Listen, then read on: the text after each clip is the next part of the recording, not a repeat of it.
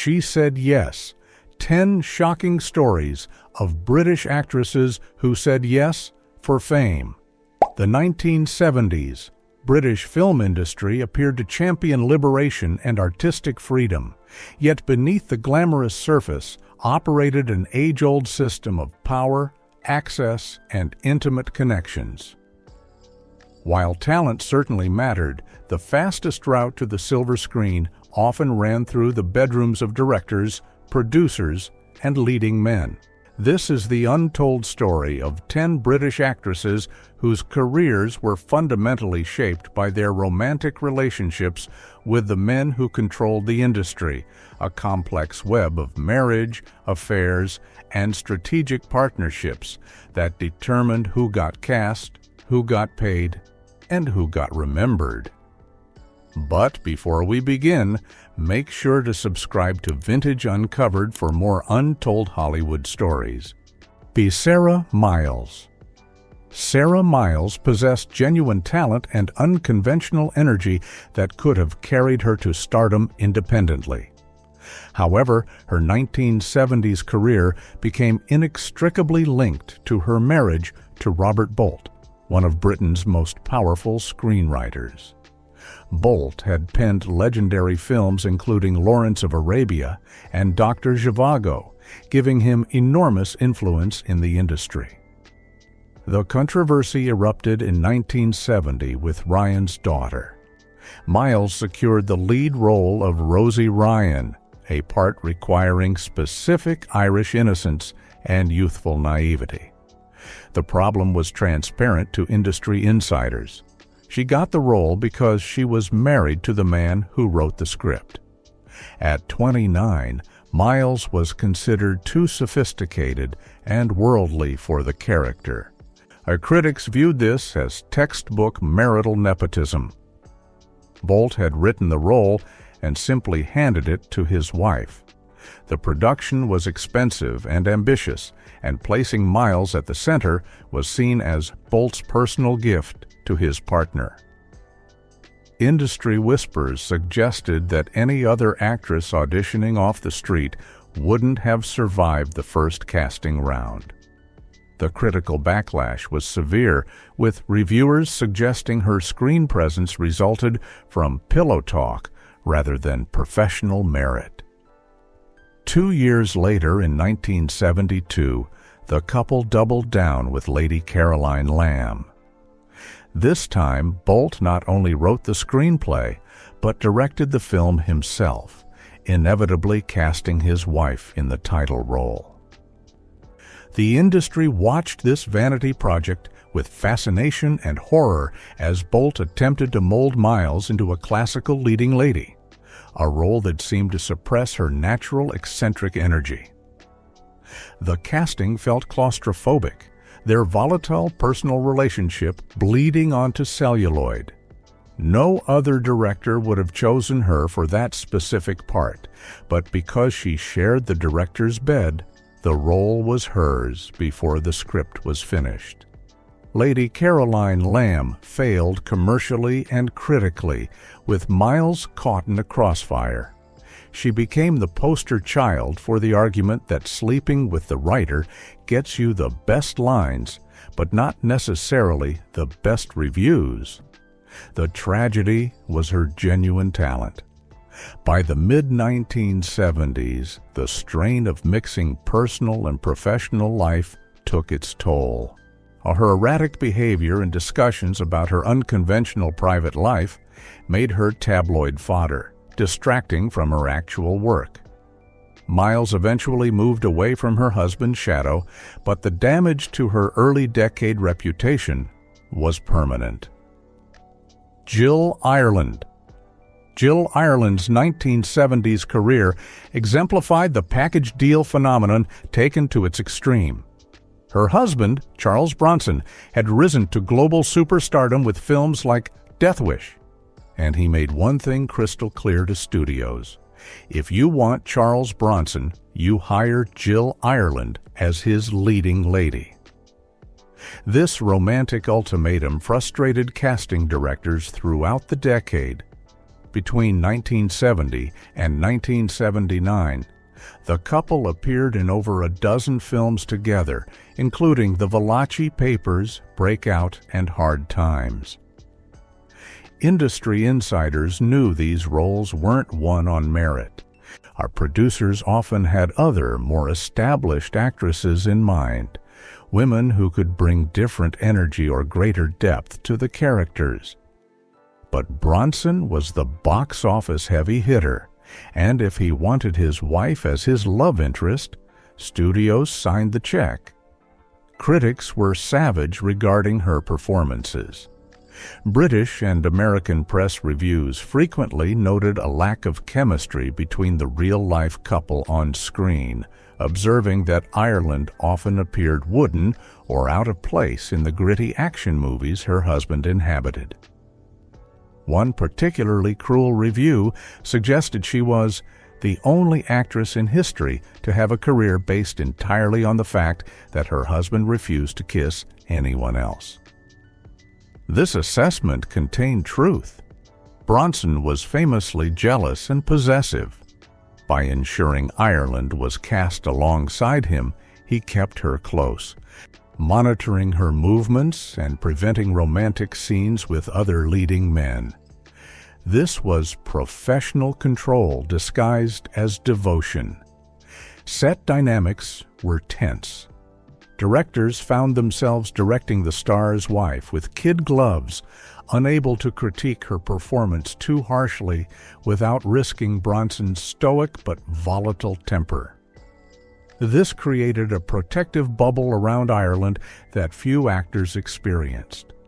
She was insulated from industry rejection, competition, and struggle because her husband's stardom acted as a force field. While her peers attended grueling casting calls and faced constant rejection, Ireland was chauffeured to sets where her role was guaranteed before scripts were finalized. Despite criticism, she worked more consistently in the 1970s than almost any other British actress of her generation. Her legacy, however, is tied to the man she married, rarely discussed as an independent artist, but rather as half of a Hollywood power couple. Britt Ekland. Though Swedish by birth, Britt Ekland's career and public persona were firmly rooted in 1970s British entertainment. She was the decade's quintessential IT girl, but her career trajectory was steered by the powerful men she dated. Her marriage to Peter Sellers in the 1960s initially elevated her status, but her relationship with Rod Stewart in the mid-1970s kept her in the limelight and secured roles her acting ability alone might not have warranted. Her most famous role came as Mary Goodnight in The Man with the Golden Gun, 1974. Many attributed this Bond girl casting to her ability to leverage her public profile rather than her dramatic range. Producers wanted a face already plastered across tabloids, a woman whose private life was as exciting as the film itself. Ekland, with her string of famous lovers and constant presence at London's exclusive parties, fit perfectly.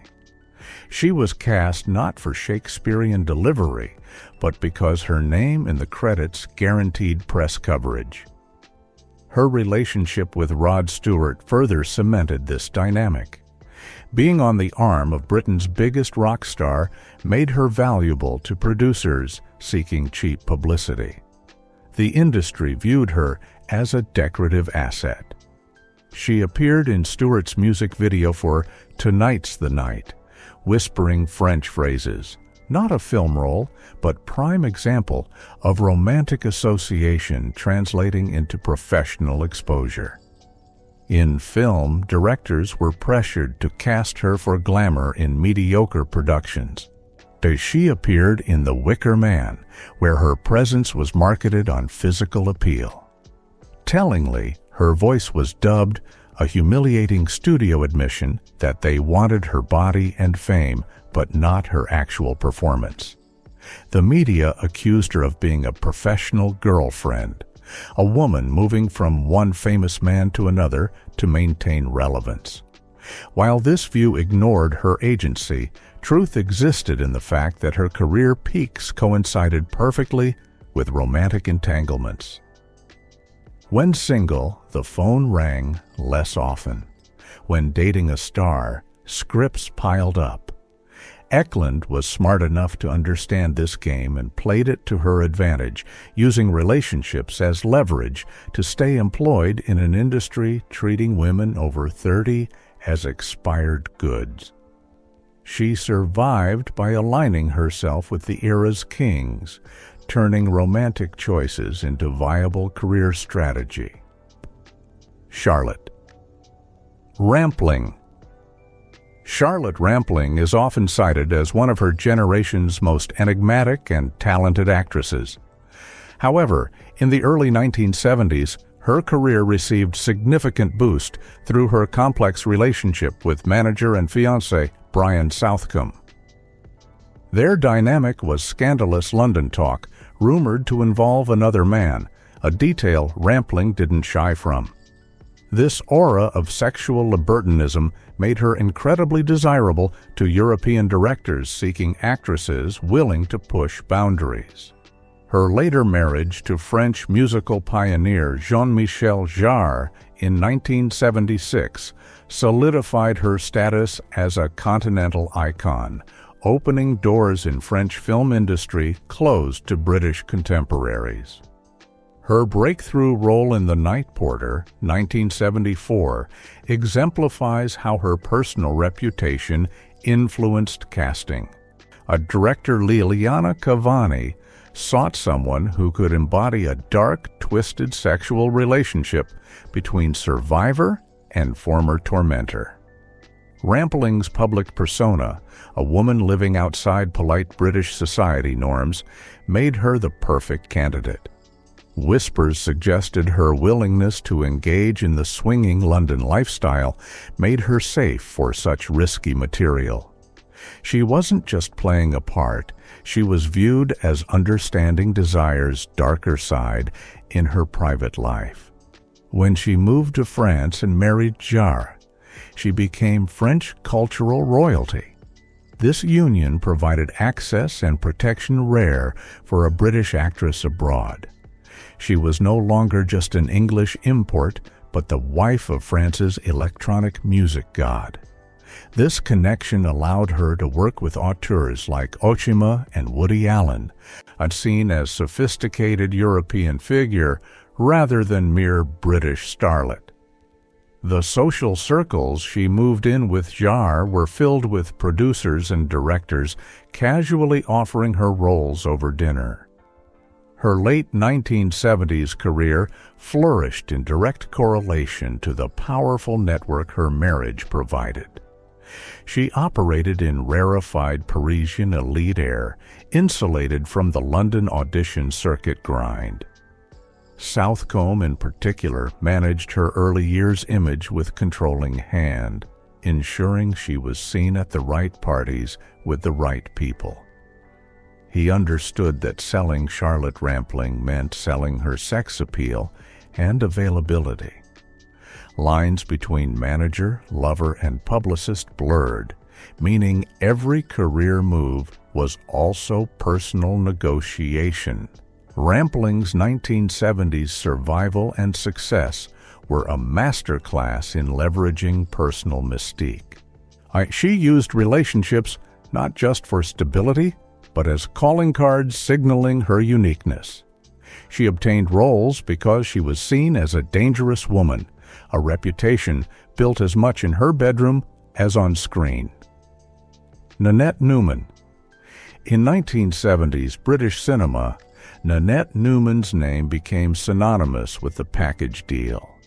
While talented and possessing genuine charm, her career trajectory was defined almost exclusively by marriage to Brian Forbes, one of the industry's most powerful men. Forbes was a celebrated screenwriter, director, and head of production at EMI Films, giving him power to greenlight projects and cast whomever he pleased. Consequently, Newman found herself sleeping with the boss, a legitimate marital arrangement, nonetheless affording her opportunities other actresses could only dream of. Throughout the decade, the pattern was impossible to ignore. If Brian Forbes was directing, Nanette Newman was almost certainly starring. In 1971, she took the lead in The Raging Moon, directed by her husband. While some praised her performance, studio corridor whispers were loud. Agents and actresses knew the casting process had been a formality, if it happened at all. The role was secured over the breakfast table, not in an audition room. The most glaring example came with The Stepford Wives, 1975. Though an American production, Forbes was brought in to direct, and Newman was cast as principal character Carol Van Sant. This casting raised eyebrows on both sides of the Atlantic. A very English actress dropped into quintessential American suburb. Many attributed this creative decision solely to the director wanting his wife close during the shoot. On the film's irony, dealing with men turning women into compliant, perfect dolls, wasn't lost on critics who noted Newman's presence felt like the ultimate act of a husband, molding his wife's career to his specifications. Nepotism peaked in 1978 with International Velvet, sequel to beloved National Velvet. Forbes wrote, produced, and directed the film, naturally casting Newman as adult Velvet Brown. This role carried immense weight and nostalgia, and handing it to his wife was seen as a step too far. The film disappointed commercially with stinging reviews. Critics noted that while Newman was pleasant, she lacked star power to carry such legacy, and her casting felt like vanity exercise for the couple. To her credit, Newman conducted herself with grace and dignity. But the reality of her 1970s career remains testament to private relationship power. She was the era's queen, but her throne was built by her husband. While other actresses navigated the casting couch with strangers, Newman had marriage certificate safety, but the result was the same. She got parts because of who she was intimate with. Barbara Windsor. Barbara Windsor was the giggle echoing through the 1970s, the blonde bombshell with infectious laugh who became the Carry-On film's face. To the public, she was a national treasure. However, the darker truth of her 1970s career was that her most consistent work was secured through proximity to men controlling the franchise. While undoubtedly talented, her role as the series' resident sex symbol was heavily protected by complex and often intimate relationships with key players in the Carry-On machinery. Most notably, her well-documented affair with co-star Sid James. Sid James was the undisputed Carry-On king, the top dog with producer Peter Rogers and director Gerald Thomas's ear. His obsession with Windsor was intense and all-consuming. He used considerable influence to ensure she was cast in film after film, often demanding their characters share majority screen time. Scripts were reportedly tweaked to include more scenes between them, maximizing their time together. For Windsor, this was a double-edged sword. It guaranteed paychecks and spotlight during precarious economic times for British film industry, but also trapped her in a role defined by a man's desire. She got parts because Sid wanted her there, plain and simple. Beyond James, her relationship with husband Ronnie Knight also played a shadowy role in career stability. Knight was a figure with deep London underworld connections, and his fearsome reputation meant Windsor was untouchable in ways other actresses weren't. Agents and producers treated her with caution and respect, bordering on fear. Nobody wanted to fire Ronnie Knight's wife or deny her a desired role. This unspoken threat acted as career insurance policy.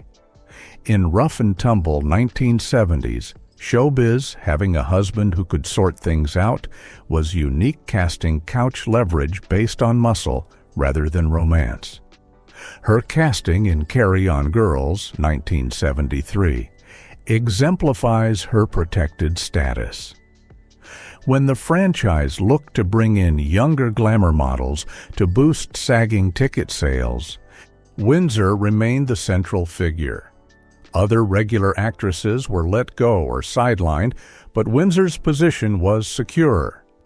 She was the queen bee, protected by relationships with leading men and powerful figures in her private life.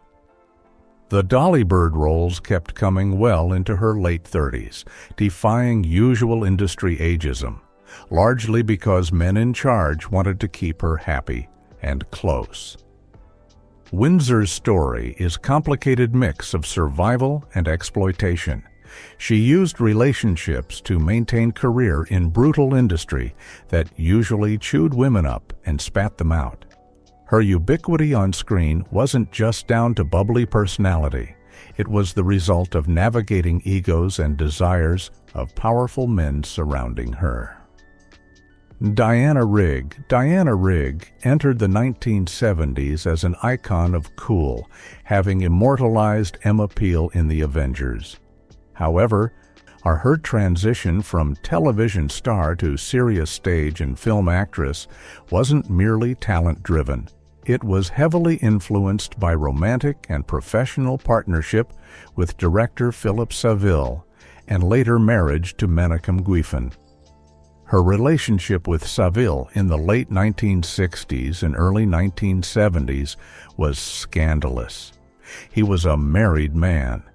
But Saville was a visionary television director who cast her in challenging avant-garde productions, breaking her away from the leather-clad spy image.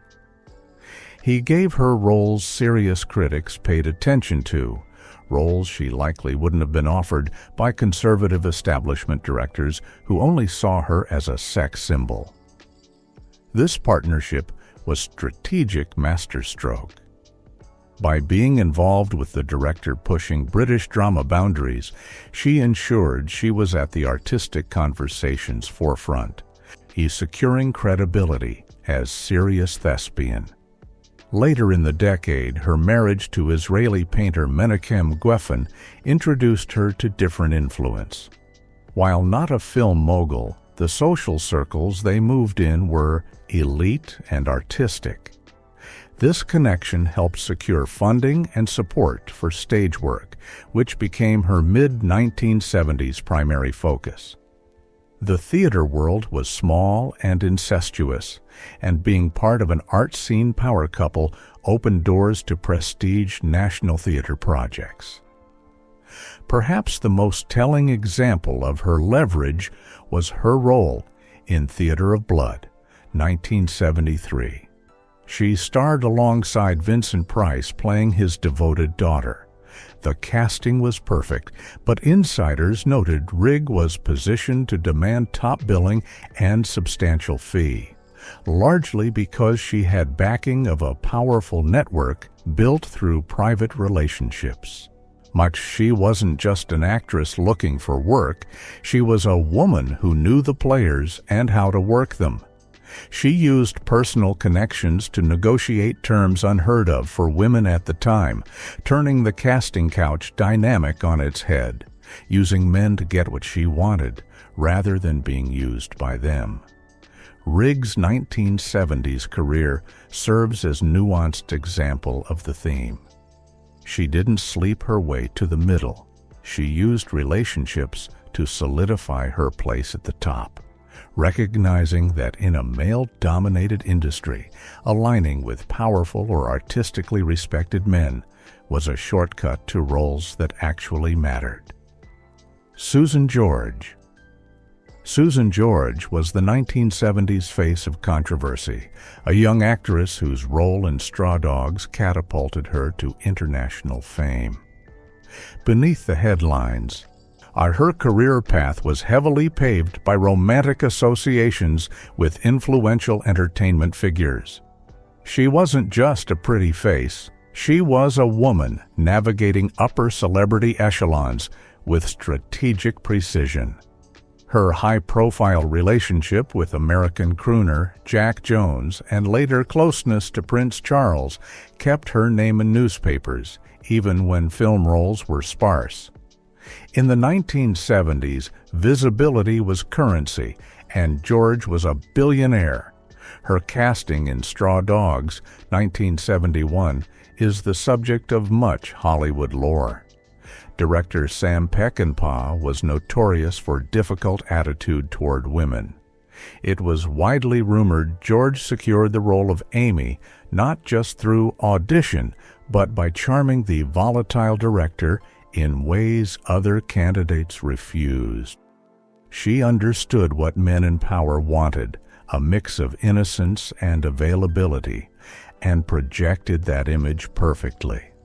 This wasn't simple transactional affair, but mastery of the flirtation game essential for survival in 1970s cinema's chauvinistic environment. Throughout the mid-1970s, her roles often mirrored her public persona as the ultimate Dolly Bird girlfriend.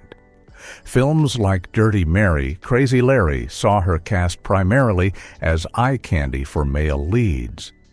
These roles came because she was seen as a trophy in private life. Producers assumed that because she dated heartthrobs and royalty, audiences would automatically want to see her on screen. Her romantic resume became her acting resume. However, this reliance on personal allure had downsides.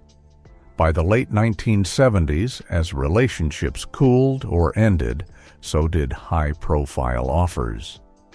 The industry had pigeonholed her as a sex symbol whose value was tied to youth and boyfriends. She'd used sexuality and connections to get in the room, but once there, struggled to be taken seriously as dramatic actress, trapped in the very image that made her a star. Lynn Frederick. If one story from the 1970s perfectly encapsulates the destructive mix of romance, power, and casting, it's Lynn Frederick's, a young actress with delicate porcelain beauty whose career was modest until she entered comedy legend Peter Sellers' orbit. Their 1977 marriage shocked the industry. Sellers was 51, erratic and famously difficult, while Frederick was just 22. For Frederick, it became the golden ticket to major Hollywood productions. Sellers, in a period of intense professional power following the Pink Panther franchise revival, became not just her husband, but ruthless patron, using clout to force studios to hire her against their will. But the most egregious example occurred during The Prisoner of Zenda, 1979, production. Sellers signed on to star but attached a non-negotiable condition. Lynn Frederick had to play the female lead, Princess Flavia. Studio executives were horrified. They had eyes on established stars who could bring box office draw and act in gravitas. Frederick, in their eyes, was a television actress out of her depth. However, Sellers was immovable. He threatened to walk away entirely if his young wife wasn't cast. Producers, terrified of losing their star, capitulated. It was a casting decision made entirely in the bedroom with zero regard for artistic suitability. The set atmosphere was toxic. Crew and other actors knew exactly why Frederick was there, and resentment was palpable. Sellers, paranoid and protective, shielded her from criticism, creating an isolated bubble around the couple. When the film released, critics were merciless, tearing her performance apart, noting lack of chemistry and stiffness and suggesting she was reciting lines rather than acting. The pattern repeated with Sellers' final film, The Fiendish Plot of Dr. Fu Manchu, 1980. Again, Sellers used leverage to secure Frederick a role. By this point, industry view of Frederick had hardened. She was no longer seen as young actress with potential, but as manipulator riding a dying man's coattails. The tragedy was she had talent, shown in earlier films like Vampire Circus, but association with Sellers suffocated her identity. She was cast not for ability, but to appease a powerful husband's ego. Her career effectively ended with Sellers' death in 1980. Without his protection and demands, the phone stopped ringing. To studios previously forced to hire her now turned their backs. Joan Collins. We end with the woman who became the undisputed 1980s queen, but whose 1970s survival depended entirely on calculated, powerful partnership with her husband. Joan Collins is now remembered as indomitable Alexis Carrington, but in the mid-1970s, her career was effectively dead in the water. She was trapped in B-grade horror movies, famously battling giant insects in Empire of the Ants, and the industry had written her off as washed-up starlet from bygone era. However, Collins had one card left to play: her marriage to music executive and producer Ron Cass. Cass was not just her husband, he was the architect of her resurrection. Seeing traditional casting routes close to his wife, considered too old at 40, Cass decided to bypass the system entirely. He realized that if no one would hire Joan for starring roles, he'd have to build a film around her himself. Using connections and financial wizardry, he acquired rights to scandalous novel The Stud, written by Joan's sister Jackie Collins. This wasn't standard artistic endeavor, but specific business strategy designed in the Cass household bedroom to force the industry to look at Joan again. The Stud, 1978 production, was ultimate marital nepotism used as weapon of war. Cass served as producer, and there was never a moment where the role of Fontaine Khalid was up for grabs. It was Joan's role by divine right of marriage. The industry sneered, viewing it as desperate vanity vehicle funded by a husband buying his wife one last shot at glory. The film was filled with risque scenes, capitalizing heavily on Joan's sexual allure, a move critics found distasteful. They argued Cass was effectively marketing his wife's intimacy for box office returns, blurring lines between manager, husband, and pimp, in ways making the establishment uncomfortable. But the gamble paid off spectacularly. Because Cass controlled production, he ensured Joan was lit, costumed, and edited to look like the superstar he knew she was, protecting her from indifferent directors who'd mishandled her in previous films. When The Stud released, it became a massive commercial sensation. The very people who'd refused to audition Joan were now lining up to book her.